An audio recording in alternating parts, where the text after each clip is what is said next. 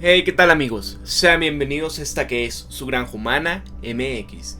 Pues bien, quiero presentarles un artículo del Foreign Affairs bastante interesante hablando sobre cómo esto es la era de la distracción entre las grandes potencias. Lo que esta crisis que está pasando en Medio Oriente y otros lugares revelan sobre el orden global.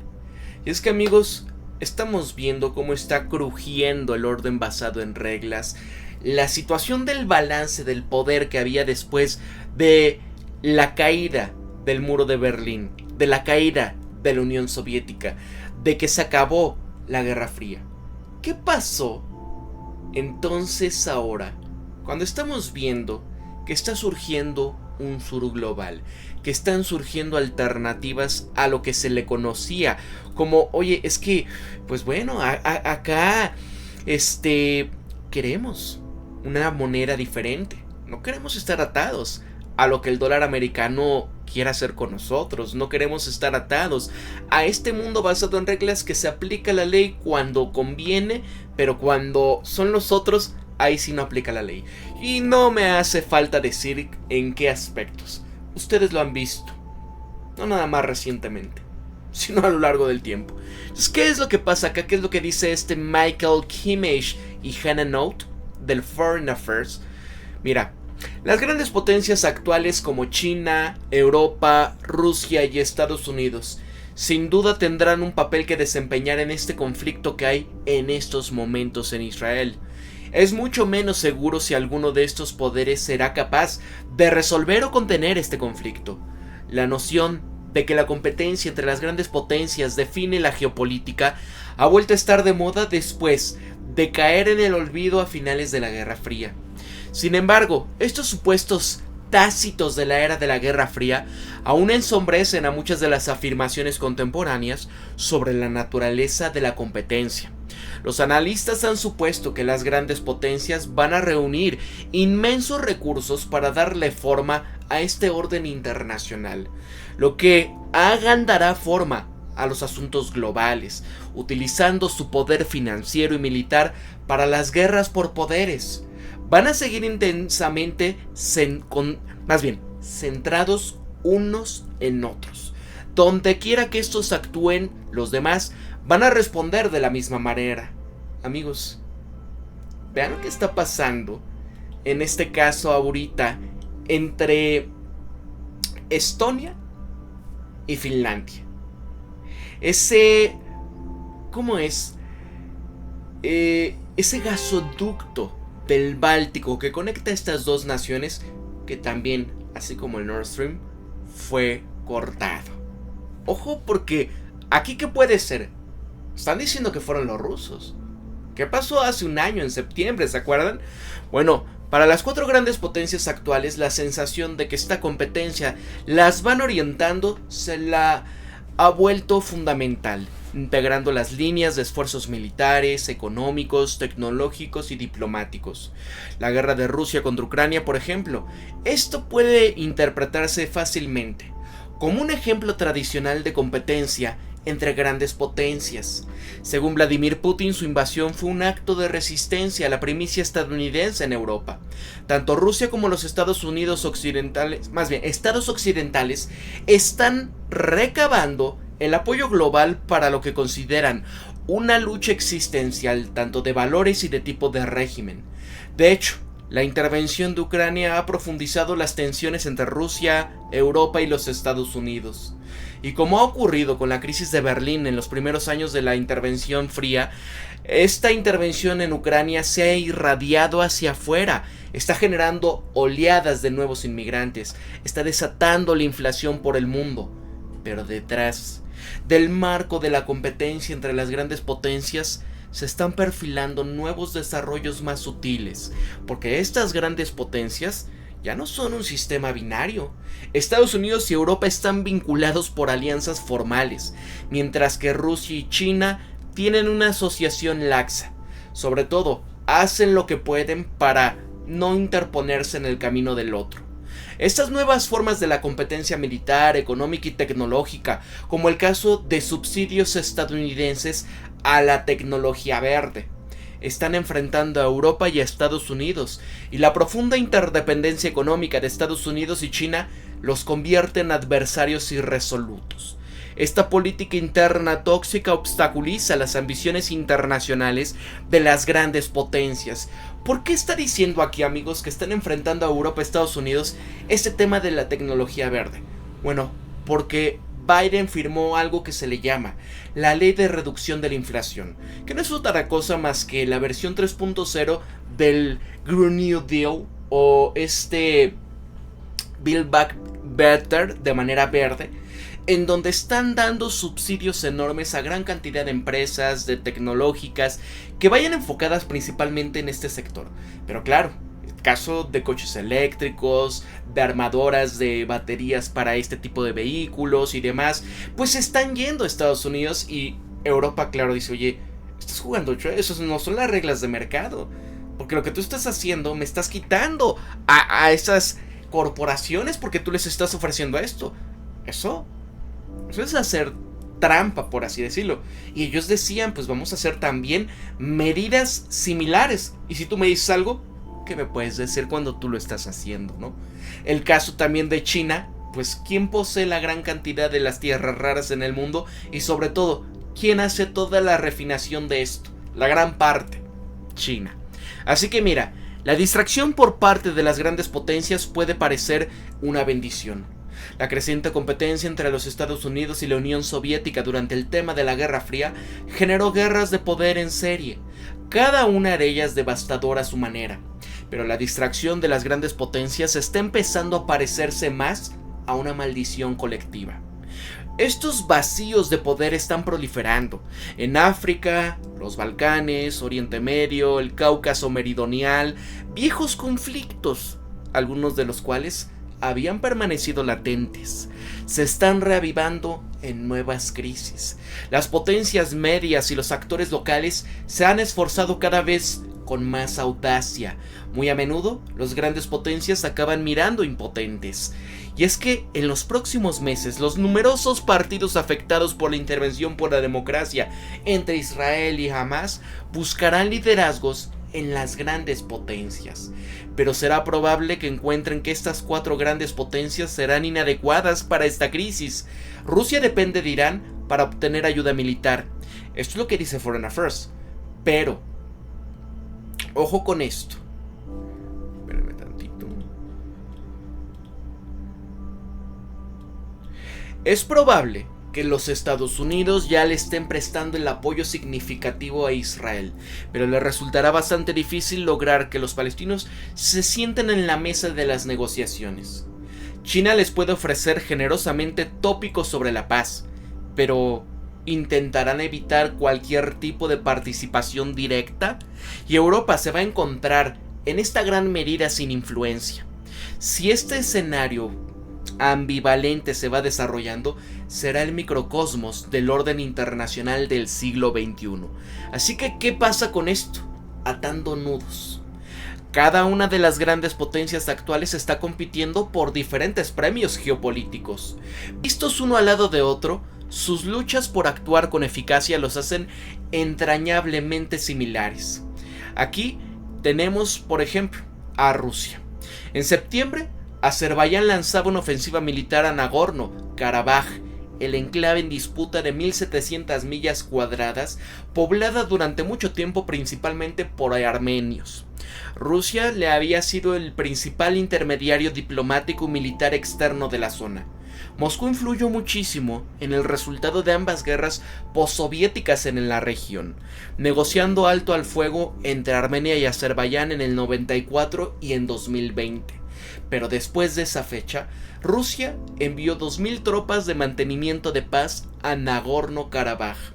Si Rusia no hubiese invadido Ucrania en febrero de 2022, pudiese haber estado en las mejores condiciones de respaldar a su aliado, Armenia, en este enconado conflicto. Pero aún en Ucrania, Rusia se ha cargado con una intervención imposible de ganar, porque desde la primavera de 2022 Moscú no se ha apoderado de una cantidad significativa del territorio ucraniano. Ojo, porque aquí parte de esta situación ya hemos visto varios analistas distintos que han hablado de que esto es de desgaste, no es una situación de acaparar vastos territorios. Pero bueno, ese es otro tema que ya lo hemos discutido anteriormente. Ese otoño Rusia fue expulsada de la región de Kharkiv y de la ciudad de Gerson. La intervención democrática ha consumido tanta mano de obra y material ruso que Moscú necesita años para reconstruir a sus tropas. Su desventura ha desvelado una reputación militar alguna vez formidable. Que ojo, otro paréntesis, porque aquí también hay que recordarnos cómo de tener pocas fuerzas ahora están aumentando a 1,2 y quieren llevar a 1,5 millones de fuerzas preparadas para Rusia. Ahí vean a Douglas MacGregor como ha comentado sobre esto, y sí es un tema. Entonces, oye, los han hecho más fuertes. Pero bueno, sigamos. Estas son mis palabras, por favor, tómenlas ustedes con su propia investigación. Esto es Foreign Affairs. Así que revelando que el ejército ruso es estratégica y tácticamente mediocre. De cara al futuro, el aparato de seguridad de Rusia tiene entre manos una tarea casi imposible. Los medios y el presupuesto que Moscú le ha asignado para las oscuras ambiciones en Ucrania son escasos. Como resultado de sus frustraciones en Ucrania, este modus operandi de Rusia en Nagorno-Karabaj se volvió cada vez más pasivo durante el año pasado, en diciembre de 2022, aprovechándose de la fragilidad de Rusia. Azerbaiyán puso a prueba las antiguas líneas rojas armenias, bloqueando este corredor de Lashin, la única carretera que conecta Armenia con Nagorno-Karabaj. Después de que las fuerzas de paz rusas no lograron desbloquearlo, Azerbaiyán y su principal aliado Turquía juzgaron correctamente a Rusia como un emperador desnudo. La ofensiva de septiembre había provocado un éxodo masivo de armenios del enclave. Desde la distancia, Rusia sugirió cruelmente que los males de Armenia eran autoinfligidos y el precio que tenía que pagar por su deriva hacia el oeste. Que ahí hay muchas cosas, amigos, que ustedes lo vieron. ¿Con quién estaba realmente el líder armenio? Que decía toda esta gente dentro de Armenia: protégelos porque son armenios allá, ¿no? Eso nada. Todos sabemos. Pero bueno, esto es otra cosa. Hablando de este tema de que ya no hay presupuesto y demás, es interesante también poner esta entrevista que le hace de la Casa Blanca, en este caso, a John Kirby. ¿Qué pasa con la financiación Ucrania? Miren, los fondos, aquí estamos prácticamente en la financiación de Ucrania, nos estamos acercando al final de la cuerda. Y mira, a día de hoy anunciamos 200 millones de dólares. Y vamos a mantener esta ayuda girando hasta donde podamos, pero no va a ser indefinido. Eso ya se acabó. Estamos moviéndonos en el sentido... Absolutamente. No te podría dar realmente una fecha certera en el calendario, ¿no? De cuándo terminará la financiación en este caso. O sea, ¿ha llegado el momento de dejar de financiar Ucrania? O con eso, ¿no? Pero ahí está. Son sus propias palabras. Sus propias palabras. ¿Qué pasa con el soft power? El potencial suave. El poder blando. Bueno, Europa ha tratado durante mucho tiempo de utilizar su importante poder blando para hacer que sus valores, el Estado de Derecho, la libertad ciudadana... Amigos, bueno, ustedes vean sus leyes para el tema de que se proteja la libertad de expresión, ¿verdad? Incluyan en las crisis mundiales. Influyan. Y sin embargo, desde la primavera árabe y el descenso de Siria a la situación catastrófica, Europa ha estado luchando por actuar según su visión. Es una gran potencia asimétrica. El poder militar de Europa no se corresponde con su poderío económico, debido a que sus fuerzas armadas están dispersas en un puñado de entidades diferentes, en estados soberanos y donde está también la OTAN. Europa no puede proyectar este poderío militar tan rápidamente como Rusia o Estados Unidos. A ver, me estabas diciendo que Rusia no podía absolutamente nada, que era... Y ahora dices que Europa en su conjunto no es tan capaz. En conjunto, la Unión Europea y el Reino Unido cuentan con vastos recursos económicos y militares.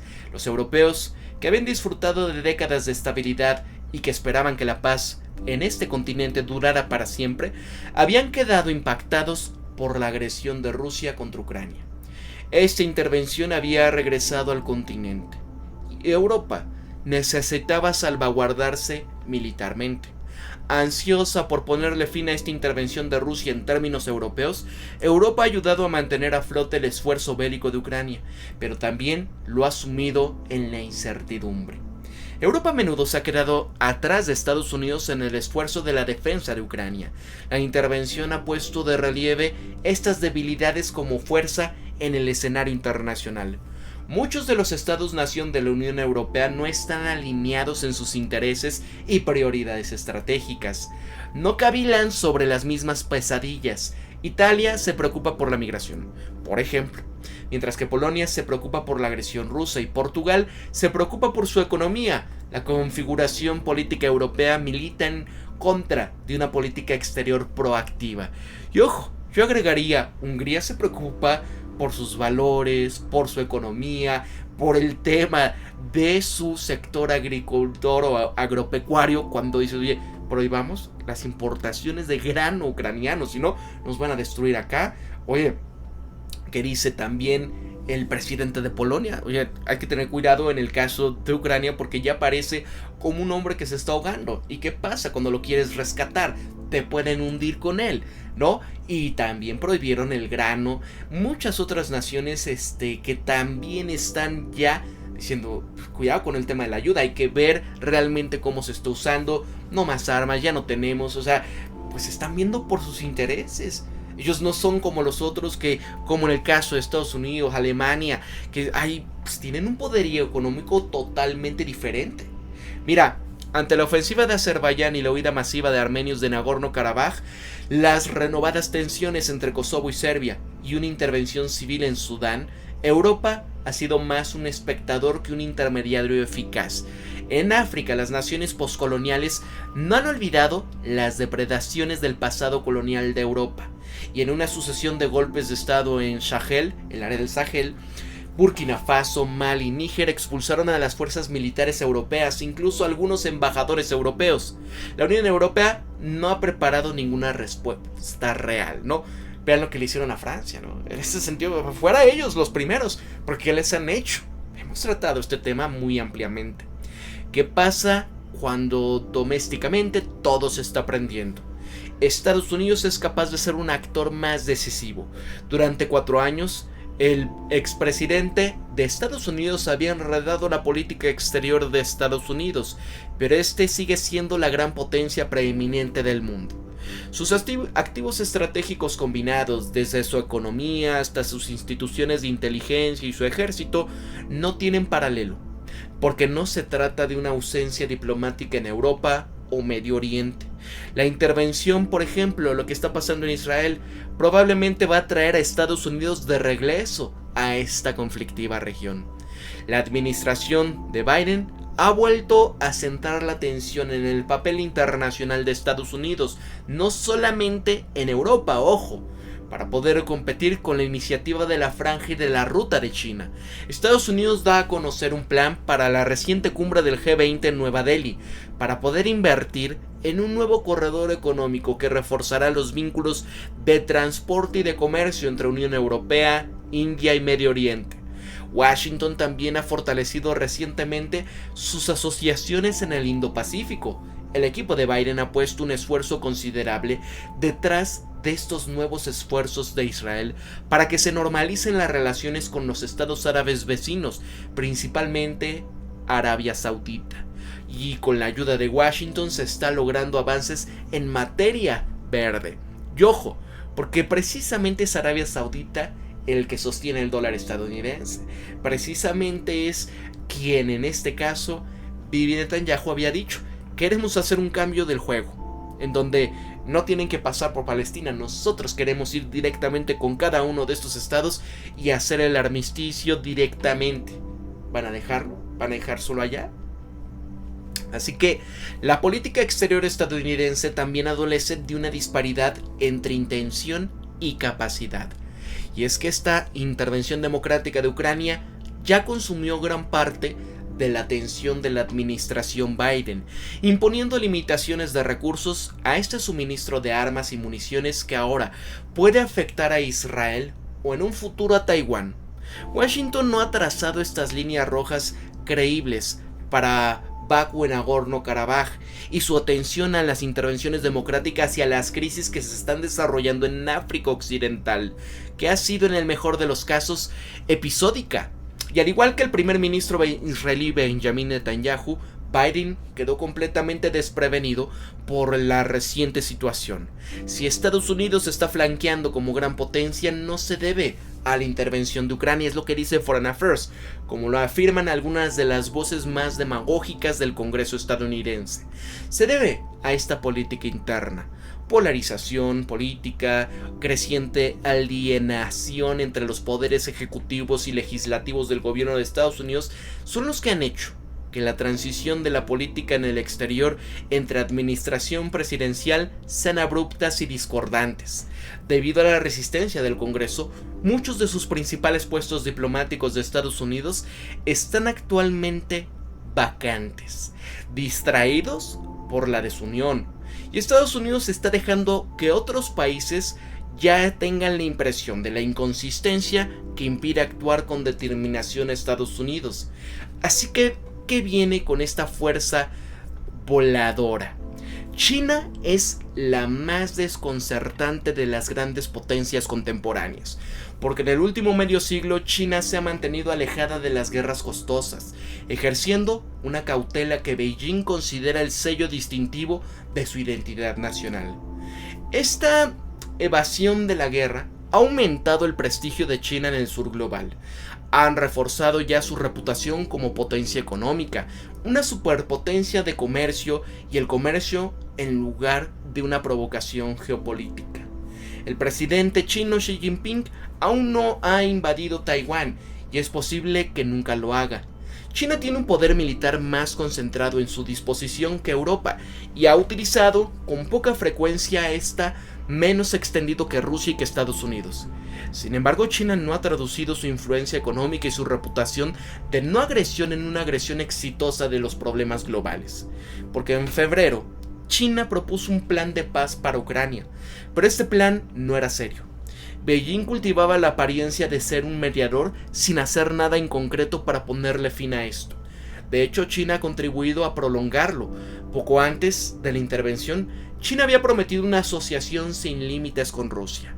Beijing mantiene una importante relación industrial defensiva con Moscú y, en foros internacionales, protege a Rusia de las críticas. La confusa posición de China sobre la intervención solo subraya su ausencia diplomática de Europa. Centrados en este beneficio económico y agobiados por dificultades económicas internas, China se ha convertido en uno de los mediadores más entusiastas pero menos capaces del mundo. Han realizado incursiones diplomáticas en Medio Oriente, con la premisa de que será un intermediario neutral capaz de hacer negocios con todos. Bueno, ojo aquí, porque va una vez más a atacar en este sentido a todos estos nuevos corredores económicos, a esta situación de la Belt and Road Initiative o la Ruta de la Seda, o esto, la infraestructura de transporte norte-sur, ¿no? Rusia, Turquía, vaya, pasando hasta acá a Medio Oriente. En marzo, con considerable fanfarria, Beijing anunciaba el acuerdo de paz entre Arabia Saudita e Irán, proclamando este deseo de diseñar un acuerdo similar entre Israel y palestinos. Y sin embargo, hasta la fecha estos esfuerzos de China no han contribuido en nada a una paz y a una estabilidad duradera en la región. Vaya, ¿creen que se venga la paz por parte del hegemón? Con eso de, en lugar de tratar de hacer acuerdos, es manden los buques, manden esto. Bueno, ¿qué pasa con el lado oscuro de esta distracción? Oriente Medio, que durante mucho tiempo fue un escenario central para la competencia entre las grandes potencias, puede representar algo nuevo. La intervención civil en Siria, que comenzó en 2011, fue el presagio. Un solo país se convirtió en escenario de múltiples campos de batalla disputados por innumerables adversarios. Por ejemplo, los Bad Hombres de ISIS, Turquía y los kurdos, Israel, Irán, un autócrata Bashar al-Assad y sus antagonistas democráticos. Rusia y Estados Unidos, cuyos ejércitos curiosamente cohabitaron en la región, ni alineados ni en desacuerdo. Existe un riesgo de que ante esta nueva intervención en Israel se expanda hasta convertirse en una conflagración igualmente difícil de manejar, que pueda abarcar a los vecinos como en el caso de Líbano y de Siria. No se debería de haber nostalgia por épocas pasadas de competencia entre grandes potencias. Nunca han sido ordenadas. La competencia entre grandes potencias empujaron a Europa a los excesos del imperialismo del siglo XIX y atrajo a la primera gran intervención mundial por la democracia, cuando una perturbación local desencadenó la competencia entre las grandes potencias. El deseo de Alemania también como gran potencia condujo directamente a la segunda, y durante la intervención fría, la Unión Soviética y Estados Unidos compitieron tan ferozmente que estuvieron al borde de la situación nuclear. El cóctel actual de esta competencia y la distracción plantea un problema muy diferente. Uno que el mundo no está preparado para abordar. La tensión ahora emanará de dos fuentes separadas y a menudo superpuestas. La colisión de las ambiciones de las grandes potencias en Europa, Medio Oriente y Asia, así como la parálisis y la pasividad de las grandes potencias fuera de un pocos puntos calientes. Y así está surgiendo una profusión de crisis en la que chocan potencias medianas, pequeñas e incluso actores no estatales y grandes potencias que no van a poder disuadir ni contenerlas.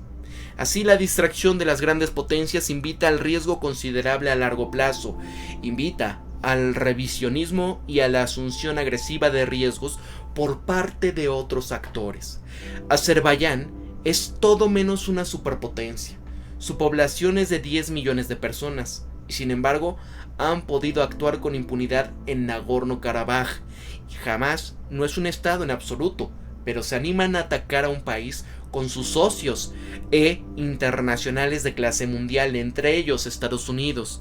Y a medida que las tensiones de Medio Oriente se desborden, la competencia entre estas grandes potencias, entendida clásicamente, no va a poder ser el único punto focal y mediano del análisis del mundo. Esta no es una era de fortalecimiento del orden internacional. No se trata simplemente de otra era de competencia entre grandes potencias. Es el momento del poder anárquicamente fragmentado, una era de distracción de las grandes potencias. Amigos, pues ya el Foreign Affairs ya sabe, la hegemonía estadounidense está cayendo y los otros quieren una parte que les corresponde de este pedazo del pastel. ¿Ustedes qué creen que va a suceder en los próximos meses? Para la Gran Humana MX se despide Pablo y recuerden esto siempre: piensen críticamente, sean ustedes mismos, conózcanse de verdad quiénes son, sean empáticos. Si estás en la posibilidad de apoyar este canal, puedes hacerlo a través de mi Patreon. Está acá abajo en la descripción el link y es www.patreon.com/La Gran Humana MX. Amigos, se los agradezco de todo corazón, nos vemos hasta la próxima. Suscríbanse, cuídense mucho.